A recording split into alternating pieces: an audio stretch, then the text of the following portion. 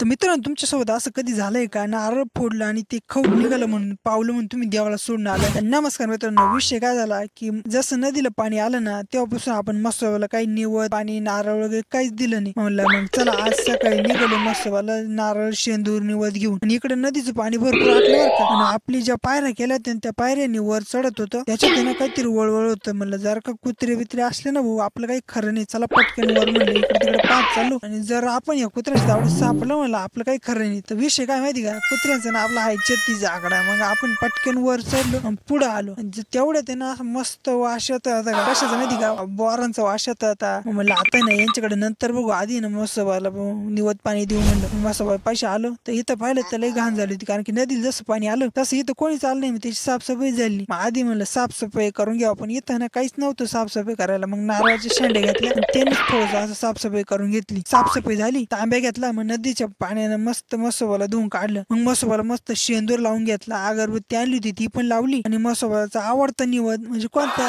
बाजरीची भाकर आणि मिरचीचा ठ्याचा. मग मसोबाला मस्त निवद ठेवून दिला. म्हणलं आता ना मग नारळ फोडून घेतो. नारळ फोडलं, पण विषय काय झाला माहिती, नारळ निघालं खौट. मग काय सगळे जसं म्हणतात तसंच म्हणायचं, पावलं सगळं नारळ मसोबाला ठेवलं आणि मसोबाच्या पाया पुढून निघालो घरी. आजचा व्हिडिओ येतोच थांबून. व्हिडिओ आवडला असताना लाईक आणि फॉलो करा.